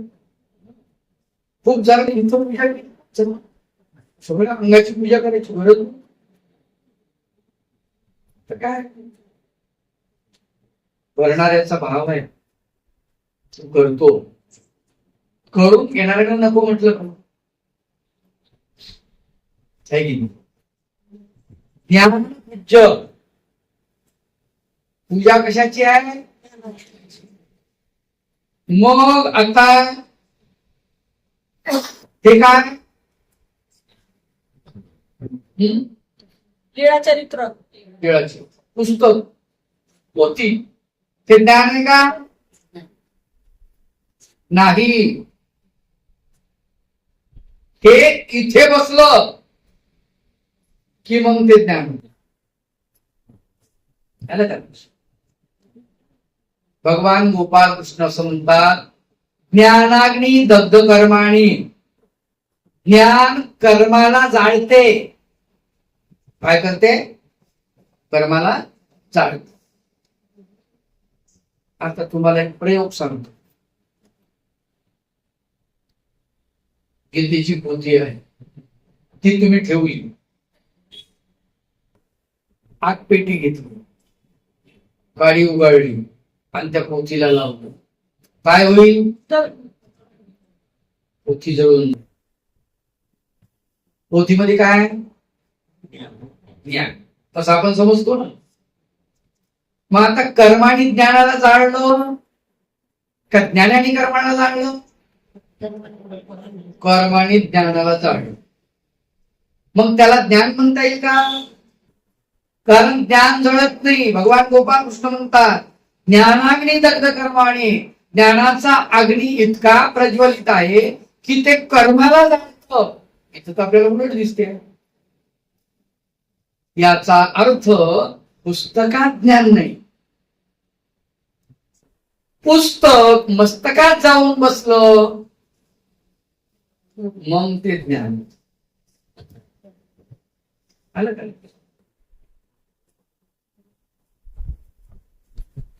जोपर्यंत पुस्तक अलमारीत आहे, कपाटात आहे, तोपर्यंत ते ग्रंथालय आहे, वाचनालय आहे. ते ज्ञान नाही. एक सुभाषित फार गोड आहे. ते म्हणतात, पुस्तकशात्रिया विद्या परहस्ते गतम धनम. कार्यकाले समुत्पन्ने न सा विद्या न तद्धनम. पुस्तकात असलेली विद्या, पुस्तकशात्रिया विद्या परहस्ते गतम धनम. तुमचं धन आहे, पण दुसऱ्याला तुम्ही उष्ण दिलेलं आहे, दुसऱ्याच्या हातात आहे. परहस्ते गतम धनम. दुसऱ्याच्या हातात गेलेलं धन तुमचं आहे, पण ते दुसऱ्याच्या हातात. पुस्तकात असलेली विद्या, दुसऱ्याच्या हातात गेलेलं धन नसा विद्या, ती विद्या कामात पडत नाही. पुस्तकातली विद्या कामात पडते का परीक्षाच्या वेळेला? कशातली कामात पडते? मस्तकातलीच कामात पडते. नसा विद्या अन्नतच धन, ते धनही कामात पडत नाही. दुसऱ्याकडे गेलेलं तिला असतं राव, पण आता माझ्याकडेच नाही. आपलं सेम कमी पडते नाही. म्हणून लक्षात ठेवायचं, परोपकार करावा, पण किती? आपल्याला अडचण पडणार नाही एवढा परोपकार करावा. दुसऱ्याला मदत जरूर करावी धनाची, पण आपल्याला त्या धनामुळे अडचणीत आपण येणार नाही अशी मदत करू नये. आपलं व्यवस्थित चाललं पाहिजे, आणि मग उरलेत आपल्याकडे, मग आपण दुसऱ्याला मदत केली नाही. असं हे जुन्या लोकांचं म्हणणं आहे. आपण काय करतो, आहे ना आपल्याकडे दम, असं चालत नाही. अहो बँक तर देत नाही तुम्हाला लवकर, देते अगोदर अर्ज द्या म्हणते. 1,99,000 एका दिवशी भेटल तुम्हाला. 10-15 लाखाचं काय माहिती, 2-4 दिवस चक्रा मारत बसा पाहिजे. 1,99,000, 1,00,000, म्हणजे 5 दिवस तुम्हाला खेटा मारायला तेव्हा तुमचे 10 लाख जमा होईल तुम्हाला देते. बरं बँक टू बँक करता येते, ट्रान्सफर करता येते, अडचण नाही. पुढचा म्हणतो नको नको नको नको नको बँक टू बँक नको. का? सरकारला कळत नाही एवढे पैसे माझ्याकडे. लोकांना बघा मुस्लिम समाज पाहून बँक टू बँक ते घेतच नाही पैसे, तसे नाही नाही असं द्या. त्यांचे व्यवहार कधीच तसे व्यवहार करत. सरकारला कळलं नाही आमची किती देवाणघेवाण झालेली आहे, असं त्याचा अर्थ. ज्ञान पूज्य आणि ज्ञान वृद्ध तो सर्वत्र पूज्य, सगळीकडे पूज्य आहे. ज्याच्या ठिकाणी ज्ञान आहे, ज्ञानाने वृद्ध. काही लोक धनाने वृद्ध असतात. कशाने वृद्ध? काही लोक बलाने वृद्ध असतात, ताकद शक्ती नाही का. परंतु ज्ञान वृद्ध सगळ्यात महत्वाचं. सर्वज्ञ म्हणतले बाई कवणी एकी अवसरी, अर्जुनी पुशिले आजी स्वर्गाहुनी येता गोसावी मज पायरी वरी, पाव देवणी दिती चिते काही जी. स्वर्गाला गेलेले आहेत भगवंत आणि अर्जुन देव, आणि जाता जाता भगवंताने सांगितलं अर्जुना इथे पाय ठेवू नको. का म्हटले नंतर सांगेन. आता सांगा वेळ नाही. पंच आता त्याला आठवतो जी आपण गेलो होतो, तुम्ही तिथे स्वर्गावरती त्या पायरीवर पाय देऊ नका असं सांगितलं, त्याचं काय कारण आहे ते मला सांगा. श्रीकृष्ण चक्रवर्ती म्हणतले तेच तुमचा पिता गा, तुमचा बाप तिथे टाकलेला होता. कोण? पंडोराला. अर्जुने म्हणतले जी जी ते तो तेथुनी मुंचे ऐसे काही असे, तिथून तो मुक्त झाला पाहिजे, असं काही करावं लागेल ते सांगा. श्रीकृष्ण चक्रवर्ती म्हणतले यज्ञ करा मा मुंचेल, म्हणले त्याचा राहिलेला एक यज्ञ केला त्याची मुंचन होईल. काही लोक म्हणतात देवानं राजसू यज्ञ करायला लावला, देवानं हिंसा करायला लावली. देवानं करायला लावलेली नाही. देवानं सांगितलं 99 झाले, एक राहिला, तो अपूर्ण राहिलेला आहे, त्याच्यामुळे त्या देवतेनं त्याला फळ दिलं नाही. तुमच्या बापाला ते फळ मिळालं पाहिजे असं वाटत असेल तर तुम्हाला तो यज्ञ करावा लागेल. हा नियम सांगितला देवाने. देवाने आता थोडं सांगितलं तुम्ही करा बरं, असं नाही. देवावर आक्षेप घेऊन नाहीये. आलं का लक्षात? देवाने हिंसा पिंसा करायला सांगितलेलं नाहीये. काहीही करू नका, काही बोलत बोलत जाऊ नये माणसं. तेवेळी जाऊनी धर्मा पुढे सांगितले. अर्जुनानं धर्मराजाला सांगितलं अशीची गोष्ट आहे. सर्वज्ञ म्हणतले धर्मी राजसू यज्ञ करू आदरीला. राजसू यज्ञ करायचं ठरवलं धर्मराजा. मग काय करावं लागलं पुढे? श्रीकृष्ण चक्रवर्ती मूळ केले. श्रीकृष्ण चक्रवर्तीला मूळ केलं. मूळ शब्द माहिती तुम्हाला? मुख्य केलं, मुख्य. तुमच्या लग्नात मूळ देतात. तुमच्याकडे आहे मूळ शब्द? खानदेशात ती देत बाबा म्हणून. हा, हा. इकडे नाही देत ते. नाही ना? बरं, मी ती प्रक्रिया सांगतो म्हणजे तुमच्या लक्षात. लग्नाला बोलवत असताना आमंत्रण देतात. नाही, पत्रिका वेगळी आणि मूळ वेगळं. पत्रिका बाहेरच्यांना देतात, घरच्यांना मूळ देतात. त्याला मूळ म्हणतात. त्याला काय म्हणतात? मूळ. मूळ आहे काय? साडी आहे की काय? नाही, मूळ म्हणजे निमंत्रणच एक प्रकारचं, तर त्याला मूळ म्हणते. अक्षरा ठेवतात आणि तुम्हाला मूळ दिलेलं आहे म्हणतात. हा, मी तेच तर म्हणतो, तुम्हाला मूळ दिलेलं आहे म्हणतात. पानावरती अक्षता देऊन असं काहीतरी. ते धने आणि शेवया टाकून हळदी कुंकू असतं. कुटुंबाच्या नातेवाईकामध्ये जे घरचे नातेवाईक आहेत ना, त्यांना ते दिल्या जातं. हे सगळे आले पाहिजे. मूळ म्हणजे तुमच्या घरातल्या सगळ्या लोकांना कार्यारंभापासून कार्याच्या अंतापर्यंत थांबावं लागेल. त्याला मूळ म्हणतो. मग श्रीकृष्ण चक्रवर्ती ते मूळ केले.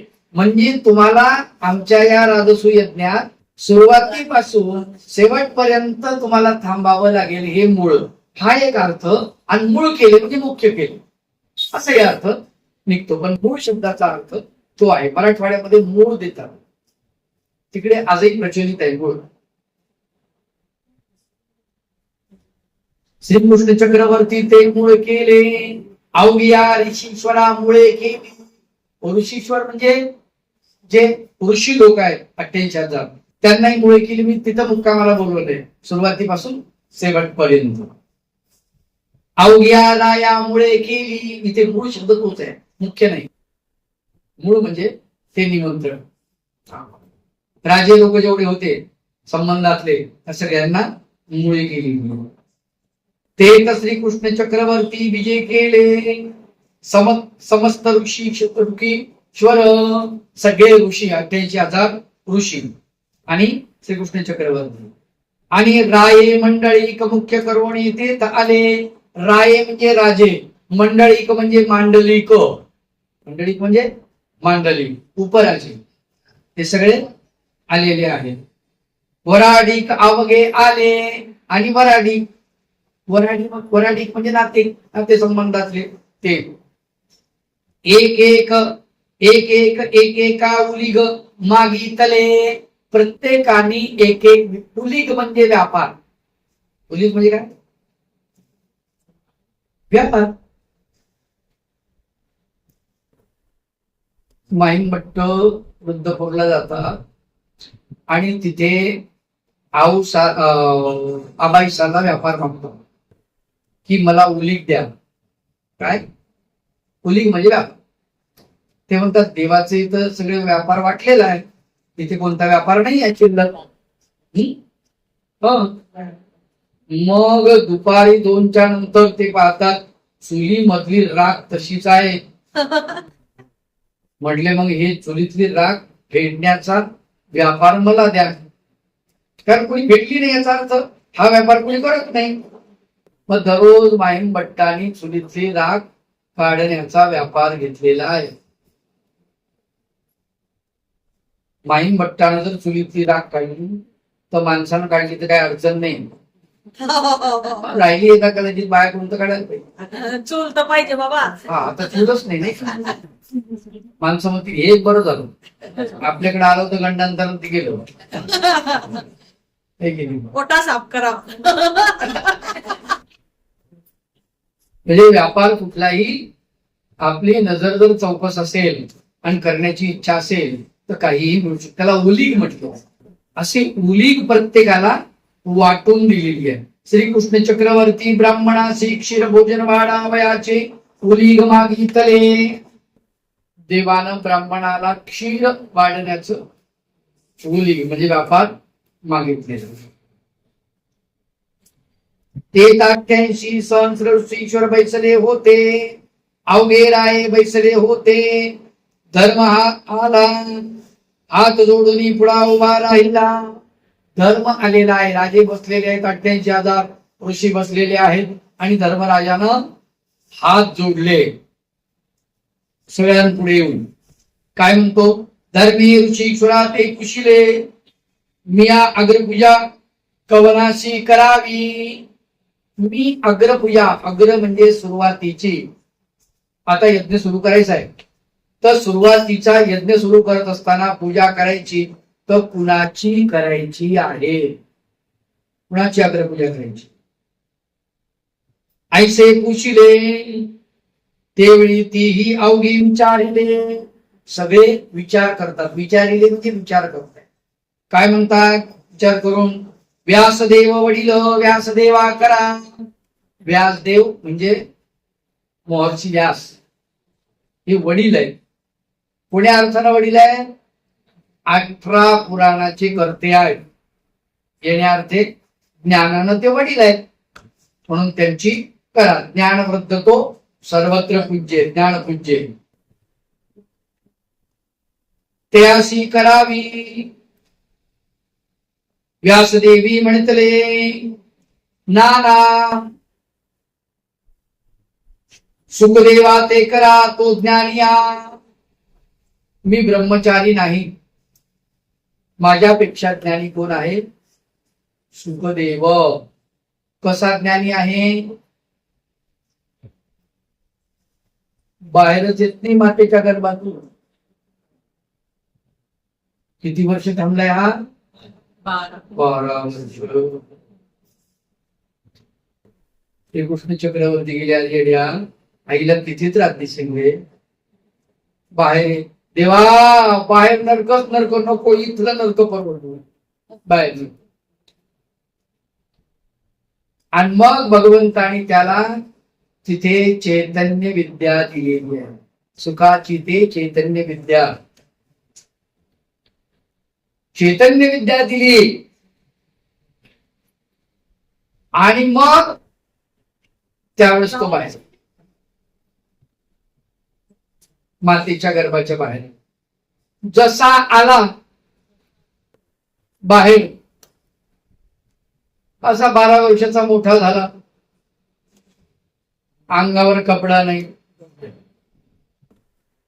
कपड्याची गरजच नाही. निर्विकल्प, निर्विकार, निर्मळ तसंच निघालो. कुठं उतरला निघून गेलं. इतकं ज्ञान आहे. गर्भामध्ये चैतन्य विद्या त्याला मिळाली म्हणजे काही थोडं ज्ञान आहे का? म्हणून म्हटले त्याची पूजा कर, त्याला मान्य.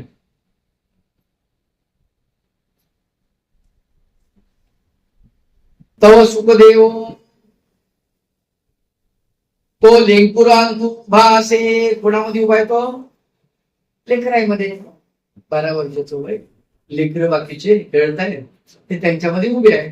आणि उभे राहून काय करतात? श्रीकृष्ण चक्रवर्तीची लीळा पाहतू असे. श्रीकृष्ण भगवंताची लीळा पाहत गेले त्याच्याकडे. अवघात ते बोलावू पाठविले. लोकांना बोलवायला पाठवलं त्याच्याकडे. गेले, बोलवलं त्यांना, आले. ते आल्यानंतर तैसाची सुखदेव आला. मग सुखदेवा ते म्हणतले तुम्ही अग्रपूजा स्वीकारावी. हात जोडून युधिष्ठिर धर्मराज उभे राहिले. म्हणजे तुम्ही अग्रपूजा स्वीकार करा. या पूजेचा मान तुम्ही घ्या, स्वीकारा. सुखदेवे म्हणतले हे अवघे असता आम्हा अग्रपूजा काही. हे 88,000 ऋषी आहेत म्हटले सगळे असताना आमच्याकडे कशाला आणलं हे लोट ना पालतू रिकाम. त्यावेळी अवघीची व्यवस्था सांगितली. त्यांनी सगळी व्यवस्था सांगितली की आम्ही या सगळ्यांना म्हटलं यांनी व्यासांचं नाव घेतलं, व्यासांनी तुमचं नाव घेतलं म्हणून आम्ही तुमच्याकडे आलो आहे. सुखदेवे म्हणतले का ते काय म्हणतात, तो ज्ञानिया आणि ब्रह्मचर्याचा पुतळा म्हणून तुझ अग्रपूजा होवावी असे सगळे म्हणतात. सुखदेवे म्हणतले तरी अवघ्या ज्ञानियाचा बापू आणि ब्रह्मचर्याचा बापू तो श्रीकृष्ण चक्रवर्ती असे तया ते पूजा करा. अरे म्हणले अवघ्या ज्ञानियाचा बाप अवघ्या ब्रह्मचर्याचा बाप तो आहे म्हणले त्याची पूजा करा. त्याला सोडून माझ्याकडे कशाला आले. झाले बाबा वेळ. हा चल वेळ संपत सांगतो.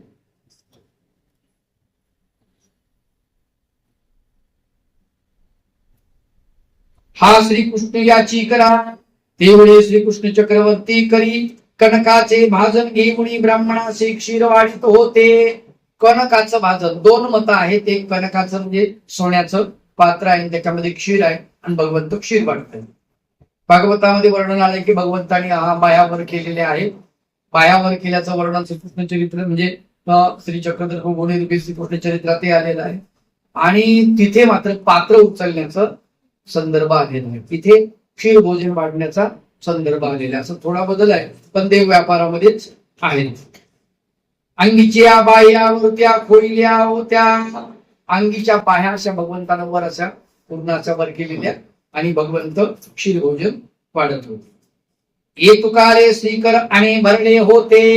असे श्रीकर भगवंताचे अन्नानं भरलेले होते. आणि म्हणजे अन्नानं भरलेले होते.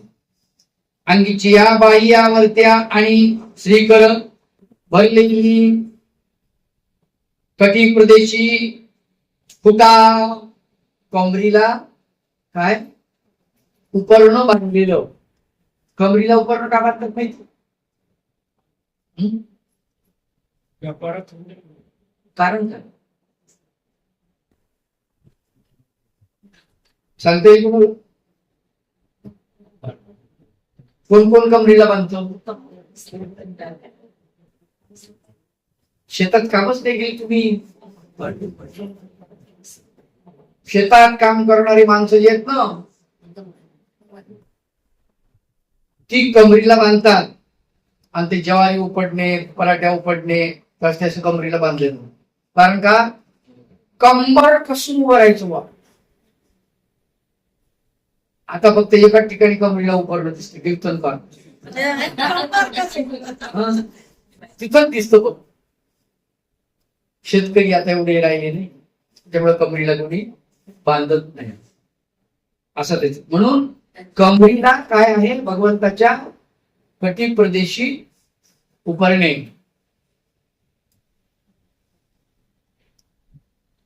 आणि कटी प्रदेशी फुटा.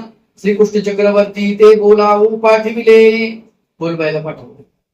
श्रीकृष्ण चक्रवर्ती यज्ञ मंडपाशी विजय केले. जिथे यज्ञ मंडप आहे तिथे भगवंत आले. श्रीकृष्ण चक्रवर्ती ते म्हणतले हे अवघे असता. श्रीकृष्ण चक्रवर्ती म्हणतले हे अवघे असता आम्हासी अग्रपूजा काही. सगळ्या भक्तांत सांगितलं म्हणले अवघे असता आम्हाला काय करताय तुम्ही. मग त्यांनी म्हटलं की आम्ही या ऋषीश्वरांना म्हटलं यांनी व्यासाचं नाव घेतलं, व्यासाने शुकाचं नाव घेतलं, शुकाने तुमच्याकडे चेंडू भेगला सन्मानाचा. त्याच्यामुळे म्हणले आता तुम्हीच याचा स्वीकार करा. मग श्रीकृष्ण चक्रवर्ती श्रीकर धोनी यज्ञ मंडपी बैसोनी अग्रपूजा स्वीकारली. श्रीकृष्ण भगवंतानं काय केलं मग श्रीकर धुतलेले आहेत आणि यज्ञ मंडपातल्या आसनावर बसून अग्रपूजेचा स्वीकार केला. थांबा म्हणले थोडस पेटा बांधतो कपडे चेंज करतो ड्रेस वगैरे असं काही हे कपडे बदलत नाही. फक्त बाया खाली केलेल्या आहेत. श्रीकर धुतले बाया खाली तशाच बसलो. चेंज आपण तर काय थोडं चेंज करतो. काय चेंज करायचं ते कळत नाही. ऐशी गोष्ट गोसावी महागाईचा प्रती सांगितली.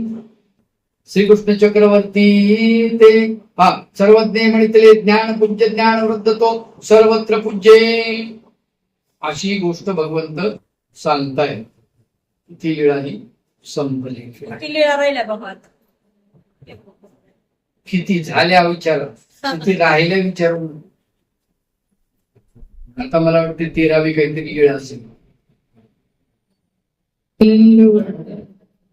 श्री गोपाल कृष्ण भगवान की, दत्तात्रेय भगवान की, जय. श्री चक्रपाणी भगवान की, श्री गोविंद प्रभु भगवान की, सर्वज्ञ श्री चक्रधर भगवान की.